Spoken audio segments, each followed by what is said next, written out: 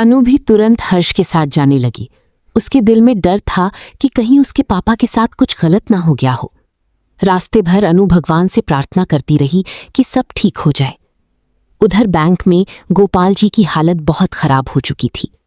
सुबह से वो बैंक कर्मचारियों के सामने हाथ जोड़ रहे थे, बार बार कह रहे थे, मेरी बेटी की शादी है, कृपा करके मुझे पैसे दे दीजिए, मेरी इज्जत का सवाल है।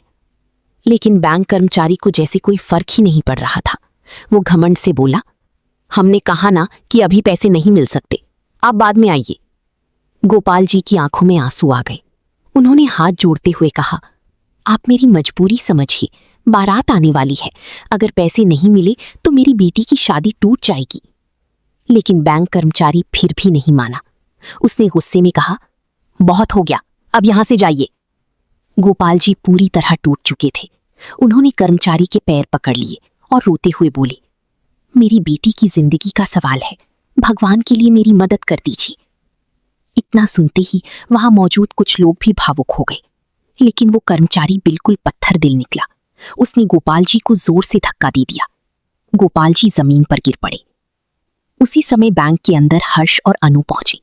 जैसे ही अनु ने अपने पिता को जमीन पर गिरा हुआ देखा, वो जोर जोर से रोने लगी। उसने भागकर अपने पापा को संभाला। हर्ष की आंखों में गुस्सा साफ दिखाई दे रहा था। उसने तुरंत उस कर्मचारी का कॉलर पकड़ लिया और जोरदार थप्पड़ मार दिया। पूरा बैंक सन्न रह गया। हर्ष गुस्से में बोला, तुम्हें शर्म नहीं आती? एक मजबूर बाप अपनी बेटी की शादी बचाने के लिए तुम्हारे सामने हाथ जोड़ रहा है और तुम उसे धक्का मार रहे हो। इंसानियत नाम की कोई चीज है या नहीं? कर्मचारी डर गया, लेकिन फिर भी कुछ बोलने की कोशिश करने लगा। तभी हर्ष और ज्यादा गुस्से में बोला, तुम जैसे लोग जरूरतमंदों का फायदा उठाते हो। तुम्हारी जैसे लोगों की वजह से गरीब इंसान टूट जाता है। बैंक में मौजूद सभी लोग अब हर्ष का साथ देने लगे। हर कोई कर्मचारी की हरकत पर नाराज था। दोस्तों, अगर आपको भी लगता है कि किसी मजबूर इंसान की मदद करनी चाहिए, ना कि उसका अपमान करना चाहिए, तो वीडियो को शेयर जरूर करें ताकि ये संदेश ज्यादा से ज्यादा लोगों तक पहुंचे। इतने में बैंक का मैनेजर वहां आ गया। उसने जैसे ही पूरा मामला सुना, उसकी होश उड़ गए। उसने तुरंत गोपाल जी से माफी मांगी। मैनेजर बोला, हमें माफ कर दीजिए, आपको इतनी परेशानी नहीं होनी चाहिए थी। अभी आपके सारे पैसे आपको मिल जाएंगे। फिर उसने तुरंत कर्मचारियों को आदेश दिया कि गोपाल जी का पैसा तुरंत रिलीज किया जाए। क्या एक पिता अपनी बेटी की शादी बचाने के लिए किसी के सामने हाथ जोड़ सकता है? क्या मजबूरी इंसान को इतना तोड़ देती है कि उसे अपने सम्मान की भी परवाह नहीं रहती? आज की इस कहानी में आपको देखने को मिलेगा एक बाप का दर्द, एक बेटी की बेबसी और एक ऐसे इंसान का साथ जिसने मुश्किल समय में रिश्तों की असली कीमत समझी। अगर आप भी ऐसी भावुक और दिल को छू लेने वाली कहानियां पसंद करते हैं तो अभी चैनल को सब्सक्राइब जरूर करें और वीडियो को लाइक और शेयर करना बिल्कुल मत भूलिए। अनु अपने कमरे में बैठी लगातार रो रही थी।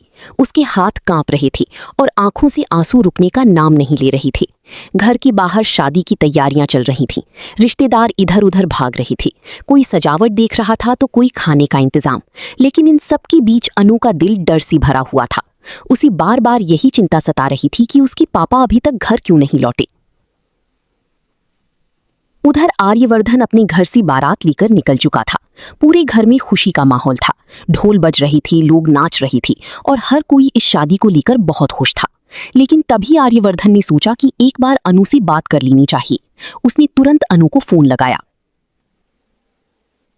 जैसे ही अनु ने फोन उठाया, उसकी आवाज सुनकर आर्यवर्धन समझ गया कि कुछ बहुत बड़ा हुआ है। अनु लगातार रो रही थी। वो ठीक से बात भी नहीं कर पा रही थी। आर्यवर्धन ने घबराकर पूछा, अनु क्या हुआ?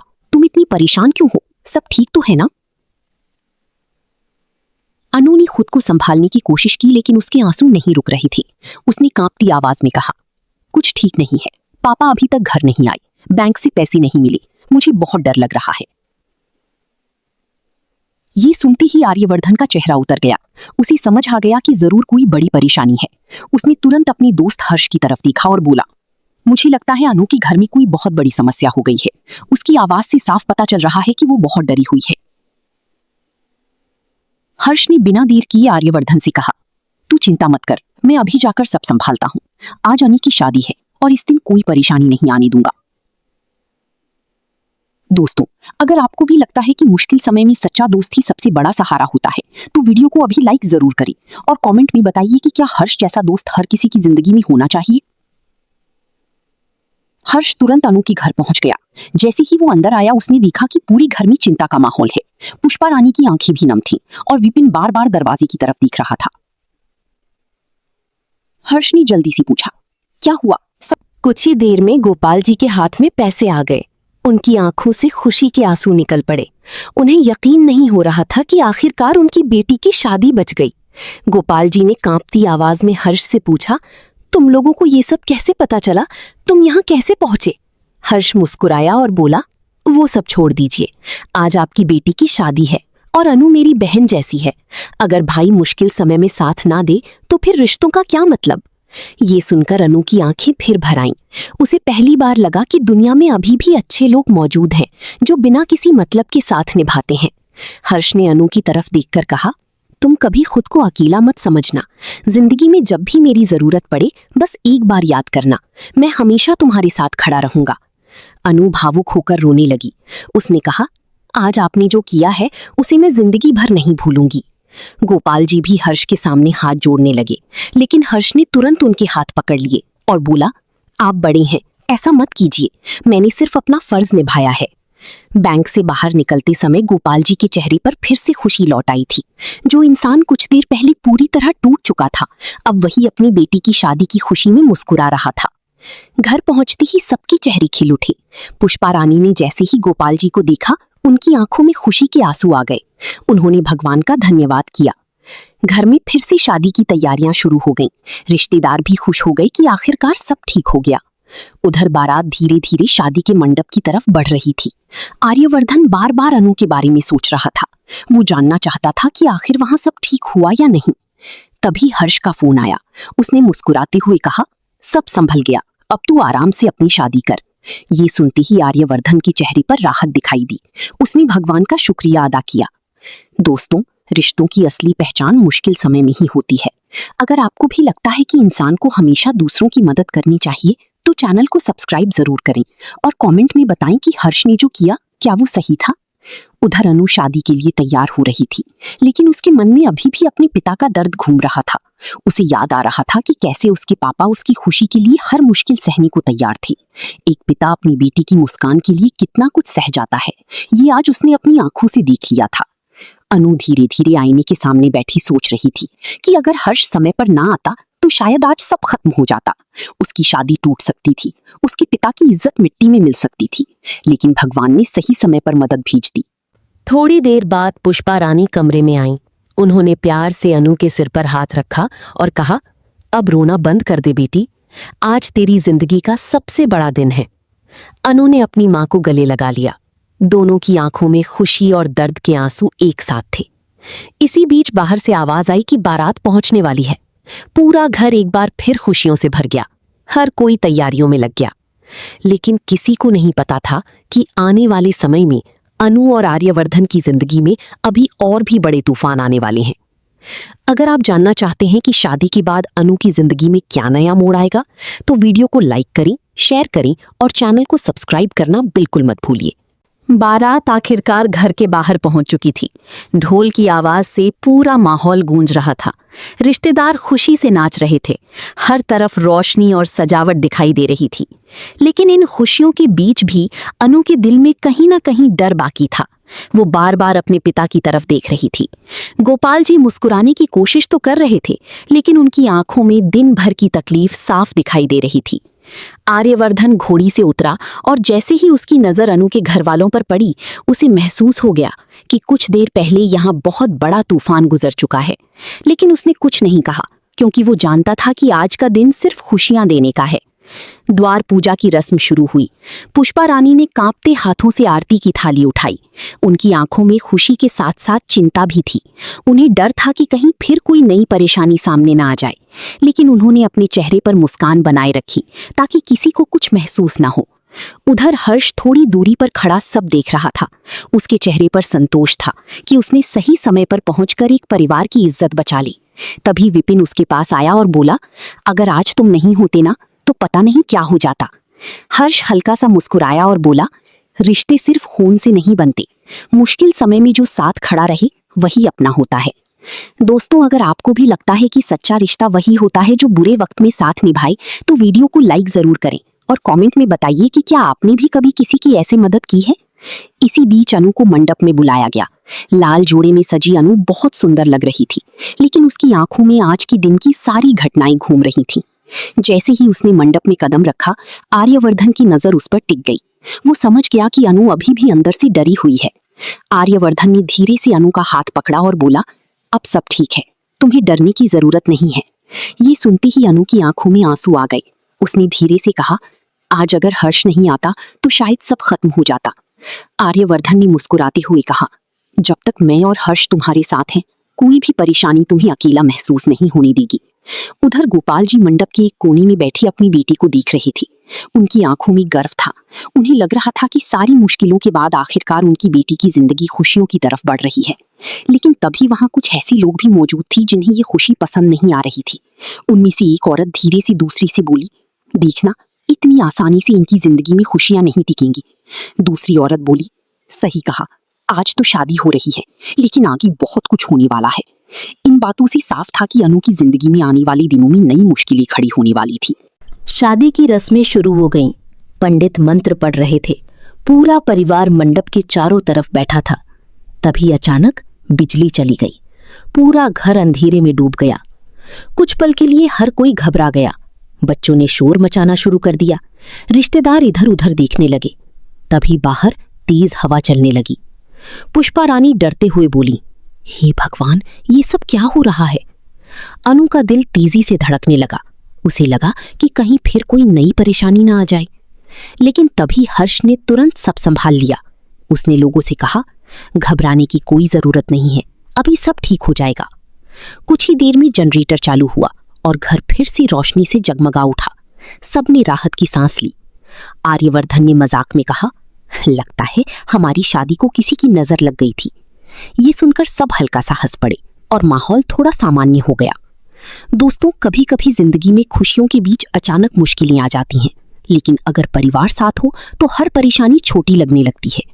अगर आप भी अपने परिवार से प्यार करती हैं तो वीडियो को शेयर जरूर करें। शादी की रस्में आगे बढ़ने लगीं। 7 फेरों का समय आ गया। अनु और आर्यवर्धन ने एक दूसरे का हाथ थामा और अग्नि के सामने फेरे लेने लगे। हर फेरे के साथ दोनों एक दूसरे का साथ निभाने का वादा कर रहे थे। अनु के मन में आज के दिन की सारी परेशानियां धीरे धीरे खत्म होने लगीं। उसे लगने लगा कि शायद अब उसकी जिंदगी में खुशियां आने वाली हैं। लेकिन तभी अचानक गोपाल जी की तबीयत बिगड़ने लगी। उन्हें चक्कर आने लगी। उन्होंने खुद को संभालने की कोशिश की, लेकिन वो वहीं बैठ गए। पुष्पा रानी घबरा गई और बोली, क्या हुआ आपको? ये देखकर अनु भी डर गई। वो तुरंत मंडप से उठने लगी, लेकिन गोपाल जी ने हाथ उठाकर उसे रोक दिया। उन्होंने मुस्कुराने की कोशिश करते हुए कहा, मैं ठीक हूं बेटी, तू अपनी शादी पूरी कर। असल में दिन भर की भागदौड़, तनाव और अपमान ने उन्हें अंदर से कमजोर कर दिया था, लेकिन वो अपनी बेटी की शादी में कोई रुकावट नहीं आने देना चाहती थी। हर्ष तुरंत उनके पास आया और उन्हें पानी पिलाया। उसने धीरे से कहा, आपको आराम की जरूरत है। गोपाल जी बोले, जब तक मेरी बेटी विदा नहीं हो जाती मुझे कुछ नहीं होगा। ये सुनकर वहां मौजूद कई लोगों की आंखें नम हो गईं। दोस्तों, एक पिता अपनी बेटी की खुशी के लिए कितना कुछ सह लेता है, ये शब्दों में बयान नहीं किया जा सकता। अगर आप भी अपने माता पिता से प्यार करती हैं तो अभी वीडियो को लाइक जरूर करें। थोड़ी देर बाद शादी की सारी रस्में पूरी हो गईं। अब विदाई का समय आ चुका था। जैसे ही ये बात अनु ने सुनी, उसकी आंखों से आंसू बहने लगे। वो अपनी माँ के गले लगकर जोर जोर से रोने लगी। पुष्पा रानी भी खुद को रोक नहीं पाईं। उन्होंने कहा, बेटियां सच में पराई हो जाती हैं। गोपाल जी अपनी बेटी को देखकर रो रहे थे, लेकिन फिर भी खुद को मजबूत दिखाने की कोशिश कर रहे थे। अनु अपने पिता के पास गई और उनके पैरों में बैठ गई। उसने रोते हुए कहा, पापा, आपने मेरे लिए इतना सब किया, मैं कभी आपका यह एहसान नहीं भूलूंगी। गोपाल जी ने तुरंत उसे उठाया और गले लगाकर बोली, बेटियां कभी बोझ नहीं होती, तेरी खुशी ही मेरी सबसे बड़ी दौलत है। ये सुनकर वहां मौजूद हर इंसान भावुक हो गया। उधर आर्यवर्धन ये सब देखकर मन ही मन एक फैसला कर चुका था। उसने सोचा कि वो हमेशा अनु को खुश रखेगा और कभी उसे किसी बात की कमी महसूस नहीं होने देगा।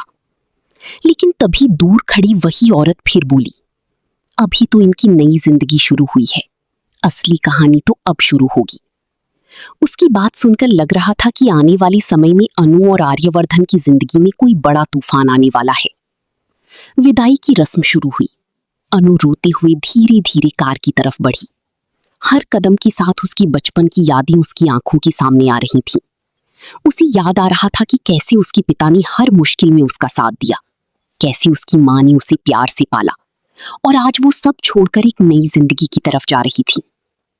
कार में बैठने से पहले अनु ने एक बार पीछे मुड़कर अपने घर को देखा। उसकी आंखों से आंसू लगातार बह रहे थे। आर्यवर्धन ने उसका हाथ पकड़ा और बोला, अब ये आंसू खत्म, आज से तुम्हारी हर खुशी मेरी जिम्मेदारी है। अनु ने धीरे से सिर हिला दिया, लेकिन उसके दिल में कहीं ना कहीं डर अभी भी बाकी था।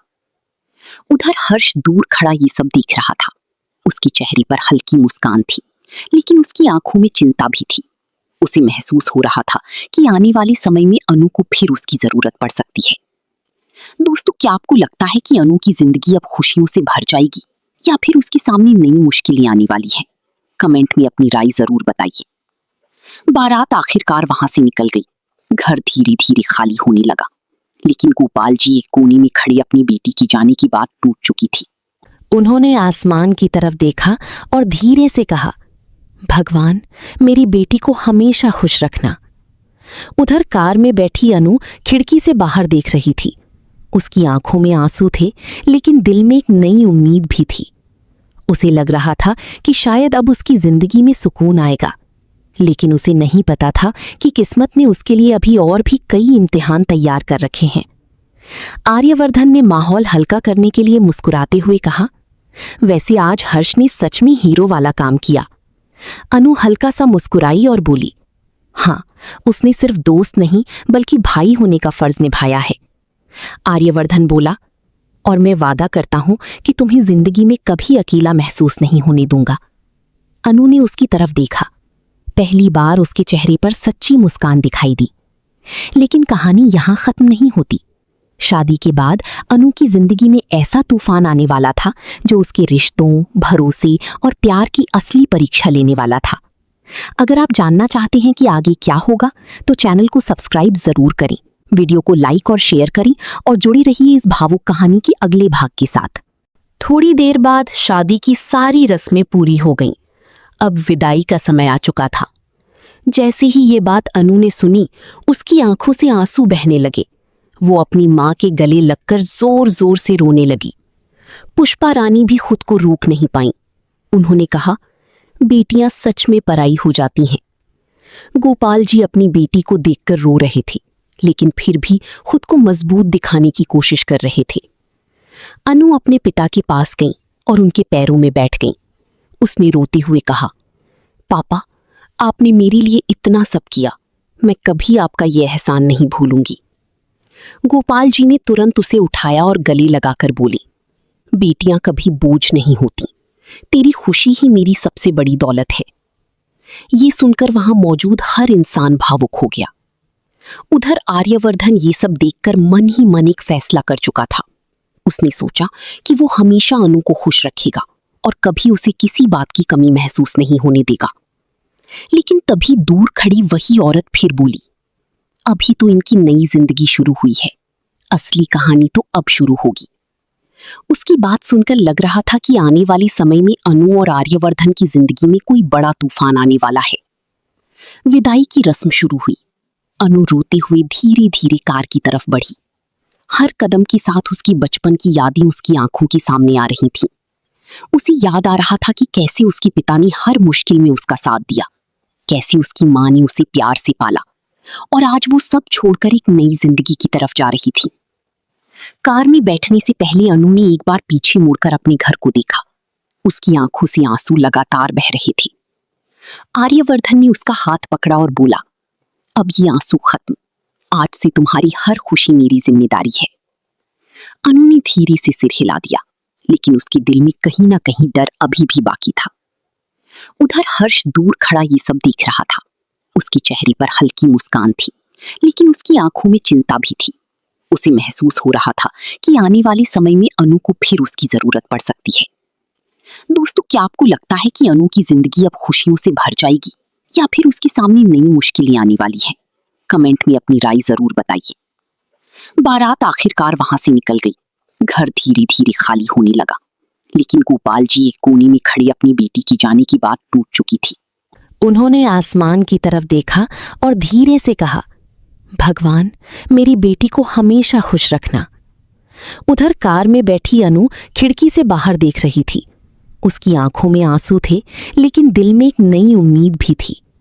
उसे लग रहा था कि शायद अब उसकी जिंदगी में सुकून आएगा, लेकिन उसे नहीं पता था कि किस्मत ने उसके लिए अभी और भी कई इम्तिहान तैयार कर रखे हैं। आर्यवर्धन ने माहौल हल्का करने के लिए मुस्कुराते हुए कहा, वैसे आज हर्ष ने सच में हीरो वाला काम किया। अनु हल्का सा मुस्कुराई और बोली, हाँ, उसने सिर्फ दोस्त नहीं बल्कि भाई होने का फर्ज निभाया है। आर्यवर्धन बोला, और मैं वादा करता हूं कि तुम्हें जिंदगी में कभी अकेला महसूस नहीं होने दूंगा। अनु ने उसकी तरफ देखा। पहली बार उसके चेहरे पर सच्ची मुस्कान दिखाई दी। लेकिन कहानी यहां खत्म नहीं होती। शादी के बाद अनु की जिंदगी में ऐसा तूफान आने वाला था जो उसके रिश्तों, भरोसे और प्यार की असली परीक्षा लेने वाला था। अगर आप जानना चाहते हैं कि आगे क्या होगा, तो चैनल को सब्सक्राइब जरूर करें, वीडियो को लाइक और शेयर करें और जुड़ी रहिए इस भावुक कहानी के अगले भाग के साथ।